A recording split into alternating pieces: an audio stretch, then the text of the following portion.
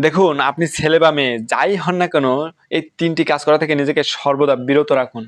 না হলে আপনি সবার থেকে অনেক পিছিয়ে যাবেন। প্রথমত, সবার সাথে নিজেকে তুলনা করা। ওর বাড়ি আছে, গাড়ি আছে, সুন্দর একটা iPhone আছে।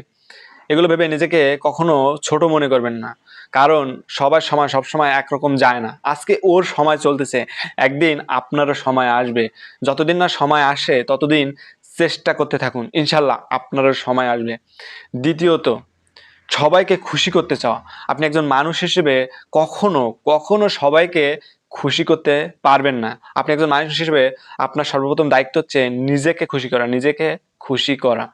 তৃতীয়ত, নিজের সুন্দর সময়টাকে নষ্ট না করা। আপনি ভাবতেছেন এখনো অনেক সময় বাকি আছে, পরে চেষ্টা করব। না, সময় সময়ের মতো চলে যাচ্ছে। সময় থেমে নাই। আপনি সময়ের কাজ সময় করেন। ইনশাআল্লাহ আপনার সময়ও ভালো হবে। কথাগুলো মিলায় দেখবেন। ধন্যবাদ সবাইকে। ভালো থাকবেন, সুস্থ থাকবেন।